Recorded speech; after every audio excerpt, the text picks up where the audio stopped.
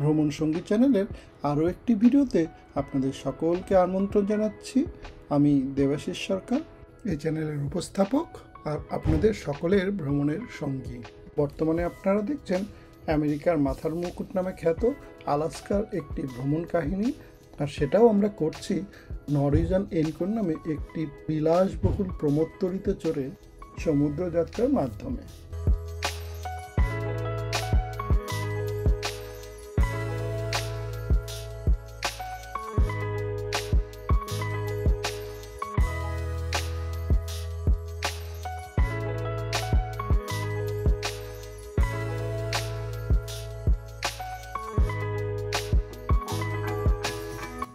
গত পর্বে আমরা দেখেছি ভোর হওয়ার আগেই আমাদের জাহাজের ডক করা আলাস্কার ছোট্ট একটি শহর স্ক্যাগওয়ের বন্দরে।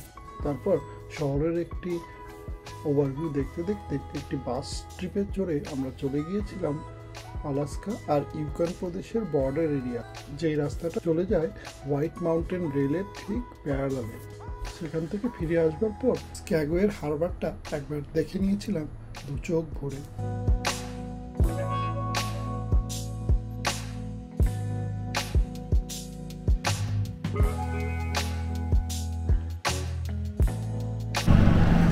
আমরা এই ব্যাটারি চালিত গাড়িটিতে চড়ে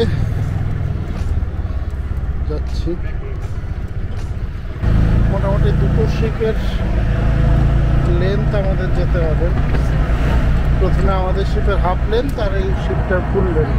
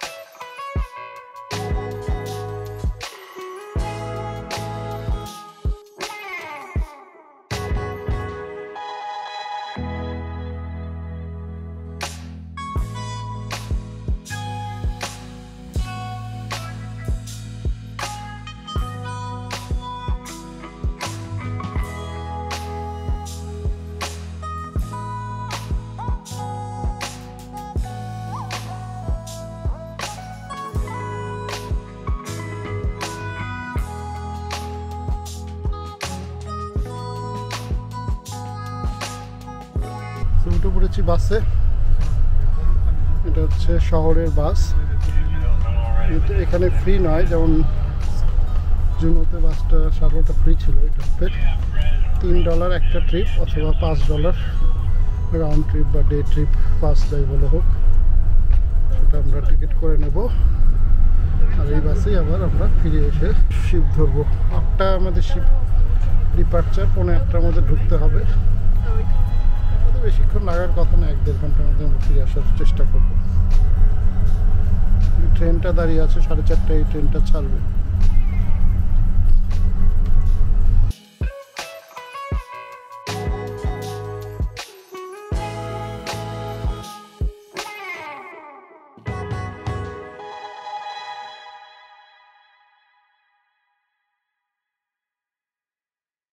বাসে চড়ে জানতে পারলাম এই বাসটা 4টে ডিফারেন্ট স্টপে দাঁড়াবে। যদিও সেই স্টপগুলো খুবই কাছাকাছি হবে, কেননা এই শহরটাই খুবই ছোট।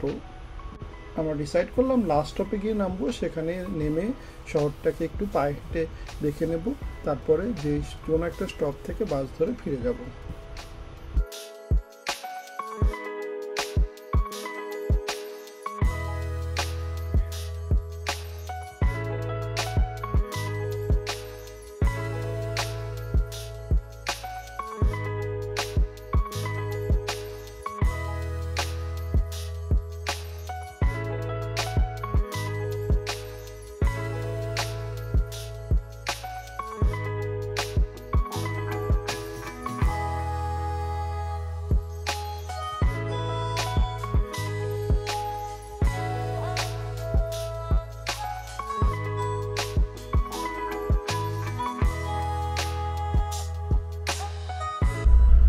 ছোট্ট একটা পিকচারাস শহর,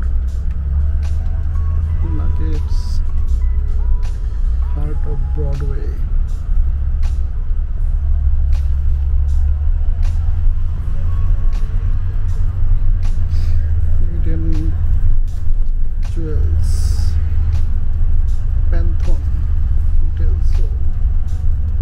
ছোট ছোট সব শপ।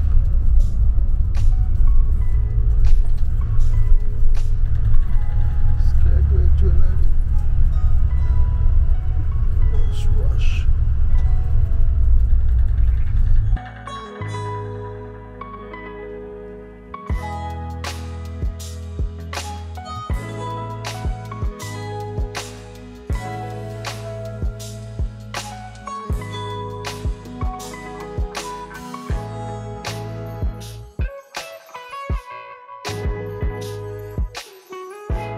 প্ল্যান মোতাবেক 4th স্টপেজে আমরা বাস থেকে নেমে পড়লাম। বাস থেকে নেমে এই শহরের সৌন্দর্য দেখে প্রথমে একটু মুগ্ধতা এসে গেল। তারপর ধীরে ধীরে পায়ে হেঁটে এই শহরের ছোট্ট ছোট্ট রাস্তাগুলো দিয়ে চলে যেতে থাকলাম আর আশপাশের দোকানগুলো একটু ঢু মেরে দেখতে থাকলাম।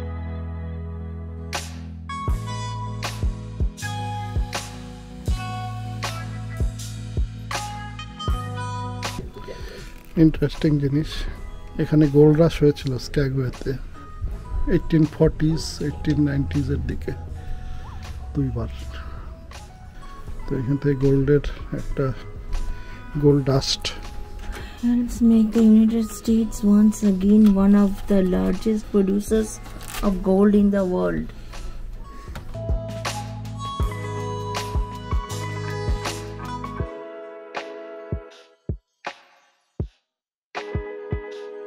আমরা দাঁড়িয়ে আছি স্ক্যাগওয়ে সিটি সেন্টারে বলতে পারেন। একটা ছোট্ট শহরে স্ক্যাগওয়ে। পিছনে ক্রুজ শিপ যেটা দেখা যাচ্ছে সেটা হচ্ছে হল্যান্ড আমেরিকা।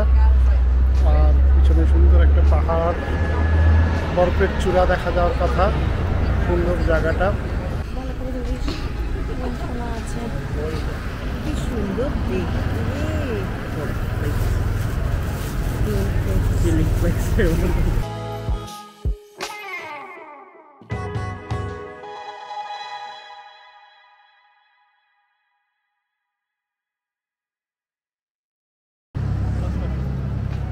স্ক্যাগওয়ের রাস্তায় ঘুরে বেড়াচ্ছি। ওই যে হল্যান্ড আমেরিকার শিপটা দেখা যাচ্ছে। ছোট্ট শহর কিন্তু কি সুন্দর। সামনেই একটা গ্লেশিয়ারের মতন পাহাড়। কোথায় পাওয়া যায় এরকম ভিউ ডাউনটাউনের থেকে? Alaska fur gallery, different type of fur.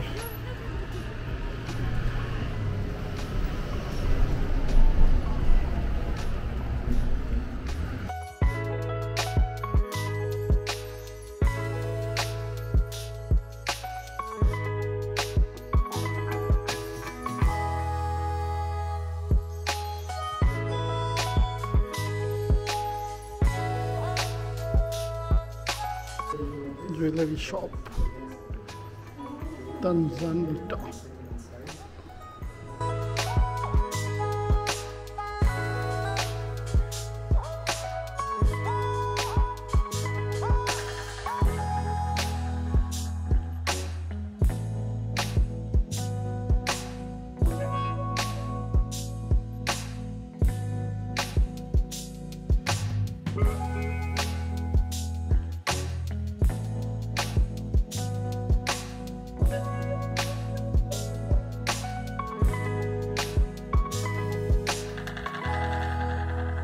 এরকম পাথরই হয়তো এখান থেকে তোলা হয় গোল্ড মাইন করে, তারপরে এগুলো থেকে গোল্ড বের করা হয়।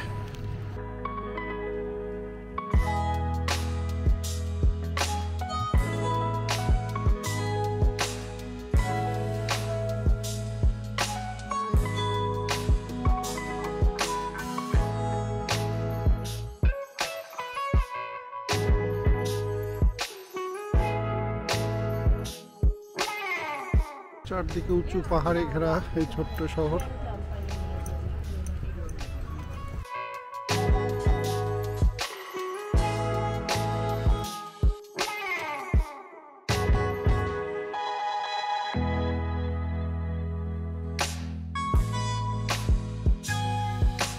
এখানে দেখলাম 2-4টা ইন্ডিয়ান দোকানে রয়েছে। বললো এখানে নাকি 15টা ইন্ডিয়ান ফ্যামিলি থাকে। শুনে বেশ অবাক লাগলো, কিন্তু বেশিরভাগ জুয়েলারি দোকানগুলোতে দেখলাম ইন্ডিয়ানরা কাজ করছে বা ওন করছে।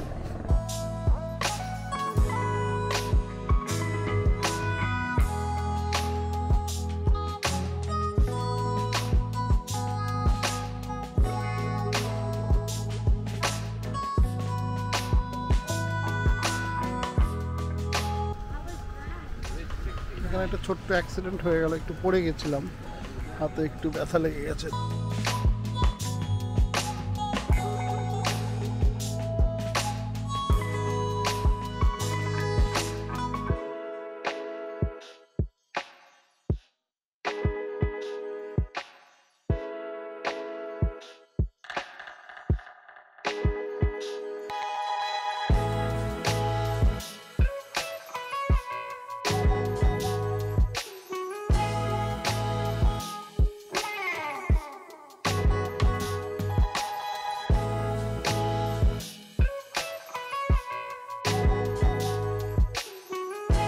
স্ক্যাগওয়ের হিস্ট্রিটা এখানে একটু লেখা রয়েছে। Captain William Moore, the visionary, তার একটা বড় অবদান রয়েছে এই শহরের প্রতি।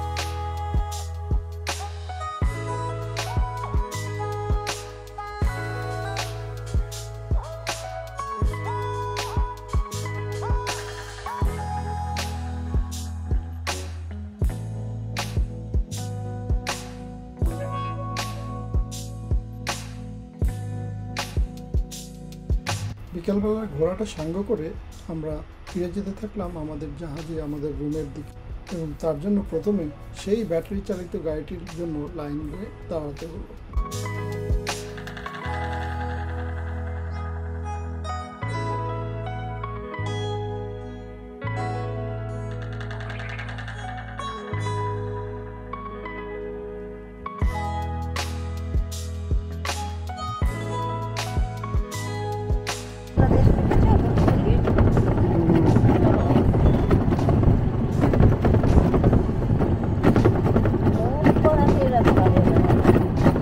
শেষবারের মতো এবার ফিরে যাচ্ছি।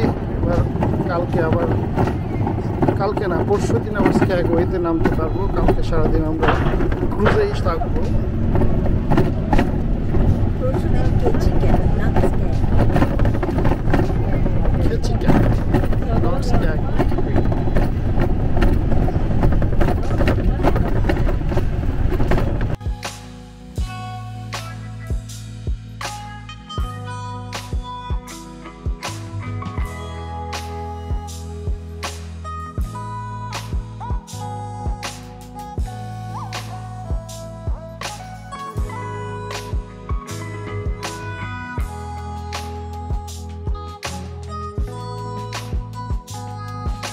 আমি রয়েছি আমাদের ঠিক শিপটা যেখানে মানে শেষ হয়েছে, এটা অ্যাকচুয়ালি শিপের পিছন দিকটা, নরওয়েজিয়ান এনকোরের পিছন দিকটা এখানে। আর এই দিকে যদি ঘুরে যাই তাহলে আমরা দেখতে পাচ্ছি পিছন দিকটা হচ্ছে রয়্যাল ক্যারিবিয়ানের অ্যাকচুয়ালি রয়্যাল প্রিন্সেস শিপটা রয়েছে আমাদের ঠিক পিছনে, এটারও পিছন দিকটা অ্যাকচুয়ালি। স্ক্যাগওয়েতে আমাদের ট্যুর এখানেই শেষ হলো। এবার শিপে উঠে পড়বো। আমাদের হাতে একটু টাইম রয়েছে, আমরা ভেবেছিলাম আর 1 ঘন্টা পরে আসবো, এখন 6:15 মতো বাজে। তো আমাদের শিপ এখান থেকে ছাড়বে 8টার সময়, আরও কিছুক্ষণ টাইম রয়েছে। তবে একটু যাই শিপে, একটু রিল্যাক্স করি বা বিকালে একটু কিছু খাওয়া দাওয়া করি। একটা ভালো দিন কাটালাম স্ক্যাগওয়েতে, একটু জাস্ট লাস্টে একটু পড়ে গিয়ে একটু ব্যথা পেয়েছি, তেমন কিছু না, একটু ছড়ে গেছে জাস্ট হাতে, পাথরের উপরে পড়ে গেছিলাম, আমারই দোষ। ঠিক করে খেয়াল না করে পাথরের উপরে বসতে গেছিলাম। বড় রক দিয়ে নেমে যাচ্ছি, যে ওইখানে শিপটা এইখানে 6th ফ্লোরে তুলতে পারতো, কিন্তু না করে এরা 4th ফ্লোরে তুলেছে। সো এইটা 4th ফ্লোর, আরও 3টে ফ্লোর আছে নিচে। মোটামুটি একদম জলের তলায়ও মনে হচ্ছে একটা ফ্লোর আছে। এখান দিয়ে ঢুকবো আমরা।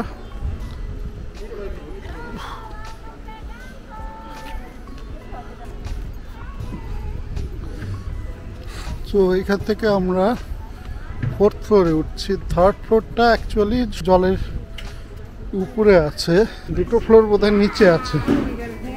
মোটামুটি 8টা বেজে গেছে, আর আমাদের জাহাজও মুভ করা শুরু করে দিয়েছে মনে হচ্ছে। হল্যান্ড আমেরিকা আর রয়্যাল প্রিন্সেস থেকে গেল, আমাদেরটা মুভ করা শুরু করে দিয়েছে। চলো, আমাদের জাহাজের মাথাটা এই দিকে, তো এগিয়ে চলেছে আর কি অলরেডি। খুব স্লো যাচ্ছে, কিন্তু যাচ্ছে, এগোচ্ছে। এই যে দেখা যাক, যাচ্ছে যে গ্যাপটা বেড়ে যাচ্ছে। আর একটু দূরে সরে এসেছি আমরা, এখনো দিনের আলো ভালোই আছে।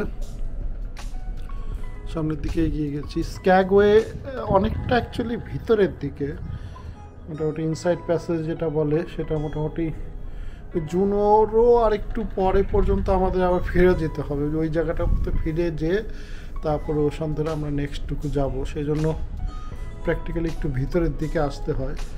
আর এরপরে খুব একটা বোধহয় চ্যানেলগুলো খুব মানে এত গভীরতা নেই, সেই জন্য এই পর্যন্তই নর্মালি জাহাজগুলো আসে। ছোট্ট শহর স্ক্যাগওয়ে, এখান থেকে আমরা বিদায় নিচ্ছি আলাস্কার স্ক্যাগওয়ে থেকে। আমাদের জাহাজ স্টার্ট করলো, মোটামুটি ডক থেকে বেরোনো শুরু হয়েছে। স্পিড এখনো খুব সামান্যই আছে, ছোট্ট হালকা করে এগোচ্ছে জাহাজটা। পিছনে স্ক্যাগওয়ে শহরটা ধীরে ধীরে দূরে সরে যাচ্ছে। এই স্ক্যাগওয়ে শহরটা একটু অনেকটা নর্থে, একটা প্রবাবলি নদী বা ক্যানাল যাই বলা হোক, এটা বেশ ডিপ। এইখানে অনেকটা ভিতরে নর্থে ঢুকে আসে মেইন ওশান থেকে।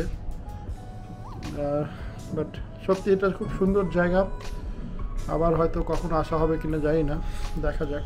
কালকে আমরা যাচ্ছি গ্লেশিয়ার বেতে, মোটামুটি সারাদিনে আমরা সেইলই করব, স্টপ নেই। এমনি গ্লেশিয়ার বেতে জাস্ট একটা 360 ডিগ্রি টার্ন আছে, সেটাও কালকে দেখা হবে। তো এবার যাত্রা শুরু আবার আমাদের।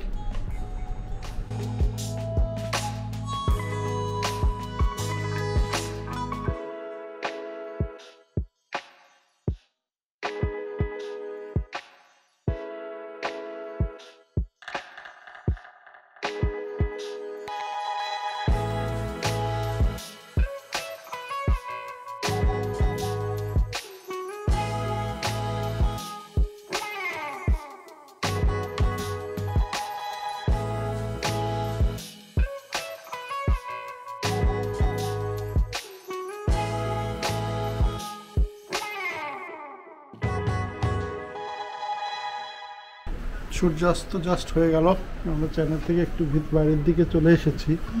ওপেন সমুদ্র এখনো দেখা যাচ্ছে না, মাঝখানে এখানে আবার একটা আইল্যান্ডের মতো রয়েছে, তারপরে পাহাড়।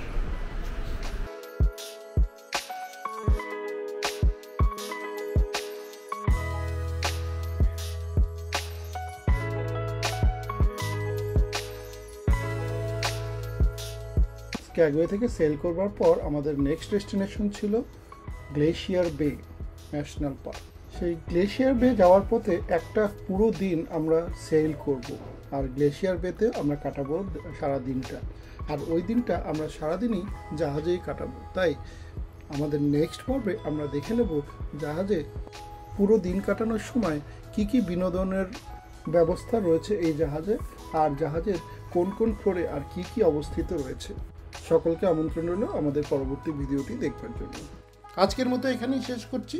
সকলকে ধন্যবাদ জানাচ্ছি আমাদের এই ভিডিওটি দেখবার জন্য। আপনাদের যদি ভিডিওটি ভালো লেগে থাকে তাহলে কমেন্ট করে অবশ্যই জানাবেন। সকলের সাথে অবশ্যই শেয়ার করবেন। যদি কোনো সাজেশন থেকে থাকে তাও কমেন্ট করে জানান। এই সিরিজের আগের পর্বগুলো যদি আপনাদের দেখা না হয়ে থাকে তাহলে দয়া করে আমাদের প্লেলিস্টে যে এই সিরিজের বাকি পর্বগুলো দেখে নিন। এই প্লেলিস্টের লিঙ্ক আমি ডেসক্রিপশন বক্সেও দিয়ে দিলাম। আর হ্যাঁ, এখনও যদি আমাদের এই চ্যানেলটিকে সাবস্ক্রাইব করে না থাকেন তাহলে দয়া করে অবশ্যই সাবস্ক্রাইব করে নেবেন। সাথে সাথে বেল আইকনটিকেও সিলেক্ট করে রাখবেন, তাহলে আমরা যখনই একটা ভিডিও দেব তখনই তার নোটিফিকেশন আপনার কাছে সহজেই পৌঁছে যাবে। সবার জন্য রইল এক ঝাঁক শুভকামনা।